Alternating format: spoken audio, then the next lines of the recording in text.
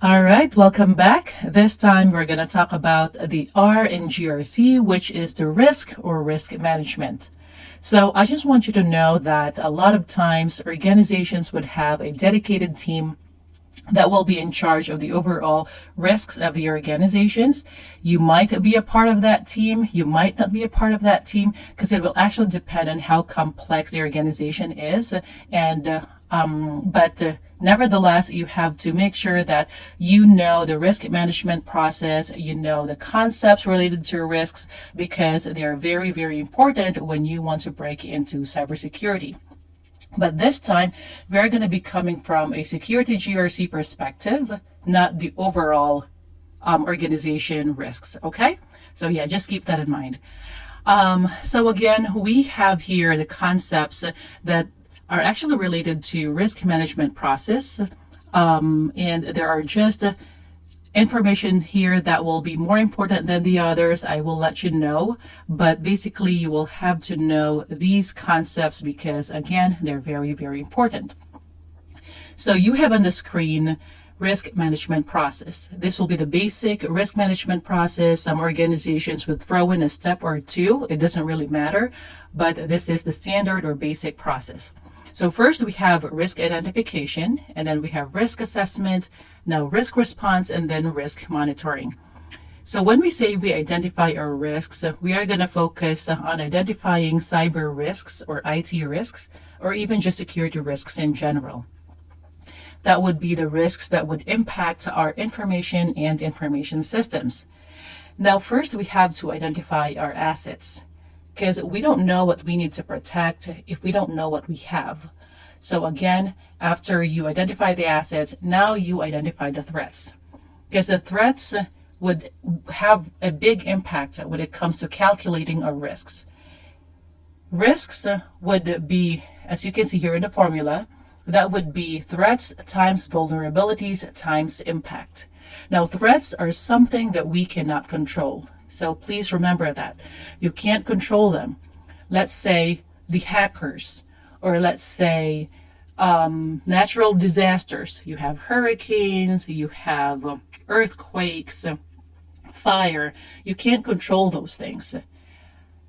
Now, threats would also not be just the hackers, because sometimes there are actually people in your organization, and some of them, they don't really mean to do harm, but still they can cause damage. So you call them the insider threats. Unfortunately, there are insider threats that are really meaning to do harm, so you got to keep an eye on those as well. But yeah, you have to make sure that you know what the threats are, and then you have to know your vulnerabilities. Now, vulnerabilities would be something that you can control. It is internal, and they are the weaknesses that you can do something about. So here again, looking at our formula, you have risk times, or risk equals threats times vulnerabilities. Now, if you have vulnerabilities but you don't have threats, then you don't have risks. Okay, so it's the same thing. If you have threats but you don't have vulnerabilities, then you don't have risks. But here you have impact as well. So impact would be something that we can use to make sure that we are allocating our resources better. And that's why we have to also consider impact when we calculate our risks, just because we have to address the high risks first before we address the low risks, right? So it just makes sense. When you actually try to this is a side note, but when you actually try to study for a certification exam, then you will see, for example, from ISACA, this is the formula that they use. Some security professionals would just use threats times vulnerabilities, but ISACA would always include the impact, again, for the sake of knowing what you need to address first. So kind of really like prioritizing your risks, okay? So now we have here risk assessments. So when you do risk assessments, you actually have to do risk analysis. Now, to do that, commonly you use two methods: qualitative risk analysis and quantitative risk analysis. As security GRC professionals, most of the time you will have to use a qualitative risk analysis. We are just going to be concerned about the high risk, medium risk, and low risks, not the actual dollar amount. But if you're actually like, if you would become a senior manager in the organization or part of the senior management, then you would have to know the dollar amount as well, just because of how senior management would actually address that. So yeah, just keep that in mind. But as an analyst, you would be concerned about the qualitative risk analysis. So again, once we know that we have this high cyber risk or medium cyber risk and low cyber risk, then we can know what our priorities are. Okay, so we have here the quantitative risk analysis. As I said, it's a dollar amount, but the problem with this is that we just don't know sometimes when a risk event is going to take place. So for instance, natural disasters, you just don't know when or how often that natural disaster will actually occur. So to have that actual dollar amount is kind of hard, but they have a technology, they can do that. But like I said, you don't have to concern yourself about this as an analyst. So yeah, we can move forward. And so we have here the risk response. The most common risk responses would be risk avoidance, risk transfer, and risk acceptance and risk mitigation. So when we say risk avoidance, that's actually just avoiding the risk altogether. So for example, your organization is considering bring your own device policy, and then you realize that, hey, there's actually a lot of risk that will be associated with this kind of policy. So guess what? We're not just going to do that. We're going to avoid the risk altogether. So let's just give our employees their own devices, company or corporate owned devices, and that's what we're going to do. So we have here risk transfer. Now, when it comes to risk transfer, this would be when the likelihood is, it doesn't happen a lot. It will be very, very rare that the risk event will actually materialize, but the impact would be severe. So for instance, a ransomware attack. You might not really get ransomware every single year, but the effect or the impact would be great, and the organization would go bankrupt should they shoulder all of it. So that's when they would have a cyber risk insurance, so they can transfer that risk so that they don't actually have to go bankrupt in the end.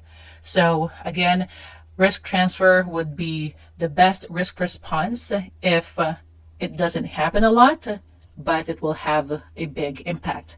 Now, risk acceptance. Now, risk acceptance would only make sense if the risk would be not that great. So let's say we know that we have a risk, but to mitigate that risk, you actually know and you have data to prove that your control to mitigate that risk would cost more than the actual risk should something happen. Should something happen. And so that's why you will just have to accept the risk. But you also have to document that. There is a risk acceptance form that you need to initiate, and then the risk owners will have to make sure that everything is documented and that is approved and that you have a record for it. And, just keep reviewing that as well and updating it just in case. So again, risk acceptance would make sense if the actual cost of the control that you put in place would be bigger than the actual risk. Okay, now risk mitigation. So risk mitigation would only make sense, and this is why we actually have security controls in place. We put security controls in place and different strategies to reduce the impact to an acceptable level. So organizations would have the risk appetite, and even if they have an extra budget, if in case you go over the risk appetite, then you would know for sure that it will not have a lot of impact to the organization beyond the risk appetite, because you have security controls in place that are working to actually mitigate the risks, or even just the likelihood of those risks happening. So that's why, again, it is very important that we understand the actual risk management process, because this is very important when understanding the security controls that we need to put in place. So now we have the last step, which is the risk monitoring. And so again, we just have to track those risks, the effectiveness of our controls, the effectiveness of our mitigation efforts, and you have to keep updating your risk register or even just the report, and you review that every single year. And there are actually regulations as well that will require you to review the risks, especially the risks that you have accepted, just to make sure that you are keeping an eye on those, just in case, because there will be changes.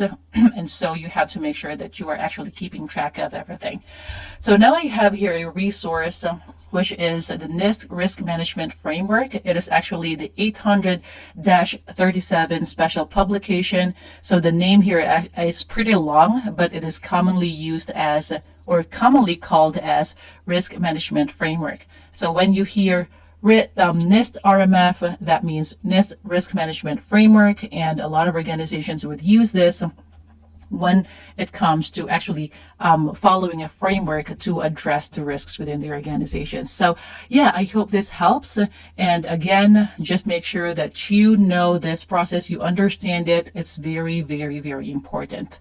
Not only when it comes to certification, but also the actual your actual job, because once you actually assess security controls, you will have to assess the risks as well. That risk in your head would always think, okay, what are the risks? Okay, so we have this, what are the risks? And how does that impact the organization? How does that impact our data, the people, our systems? What is the risk? So keep thinking that. And again, that's how you're going to operate if you become a security GRC professional. So yeah, just keep that in mind. Thank you so much, and I will see you in the next video.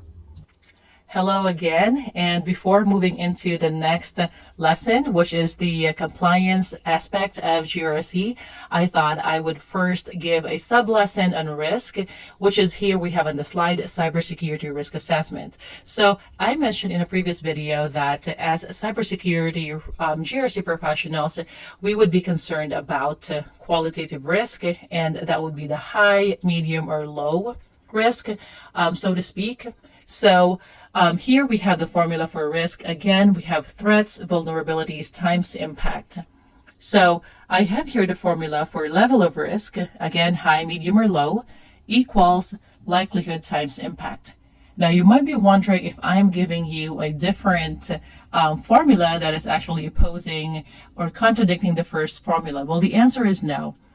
As I said, as GRC security or security GRC professionals, who would be assessing risks based on the likelihood and the impact. We know that there will always be threats. We know that we can find vulnerabilities once we start assessing our security controls, our systems, or whatever that may be. And now we just want to find out if they will be high risk, medium risk, or low risk. So let's say we are actually assessing a security control, and we will think about the likelihood of the attacker actually trying to exploit that. So we will also consider the other security controls that we have in place. So for example, you are concerned about an attacker getting into your system using phishing, because phishing is very common. It is a very successful method that attackers use to get into the organizations, because employees would most likely click a phishing link. And so let's say phishing. Now, if you don't have a tool that will actually filter all the emails that are coming into your organization, so most likely you will receive all those phishing emails, like thousands of them. But since organizations would use a tool that will actually prevent those phishing emails from coming in, because they're going to be filtered and they're going to be quarantined right away, so the likelihood of that reaching your inbox will be less. So Again, you are assessing that control, considering the other security controls that you have in place. And so if you feel that, okay, we know for sure that our tool is doing a great job and those phishing emails are not going to get into our inboxes, which of course that's not true all the time, because some phishing emails actually get to our inboxes. And so you can know for a fact that maybe the likelihood is not really that high. And so once you assess that, then you can say that, okay, maybe the level of risk is low, or maybe the level of risk is medium. So same thing that we are going to do when we are assessing our policies. So let's say we have remote access policy. So by the way, policies are also security controls that we put in place, because basically that is a document that will tell the employees what they shall or shall not do. So when we say, for example, we are assessing the remote access policy, and if we think to ourselves that, okay, if we don't have this remote access policy, what is the likelihood of us being vulnerable, like, to every attacker there is? And because that means that we can't hold employees accountable for something, like, sorry to say this, but for something stupid that they do, opening up to all those attackers, because we don't have that policy.